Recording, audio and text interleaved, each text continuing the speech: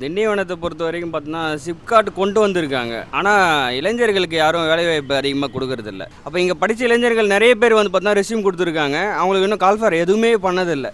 அவங்கவுங்க படிப்புக்கு ஏற்ற வேலையும் கிடைக்குன்னு சொல்லியிருக்காங்க. இப்போ நிறைய +2 படித்தவங்க எல்லாமே எடுக்கிறேன்னு சொல்லி அவங்களும் ரெஸ்யூம் கொடுத்துருக்காங்க. இது வரைக்கும் ஃபோன் பண்ணி கூப்பிடவே இல்லைன்னு சொல்லி நானும் நிறைய கேள்விப்பட்டிருக்கேன். அவங்க ரெஸ்யூம் கொடுத்தவங்களையும் மதிச்சதும் கிடையாது.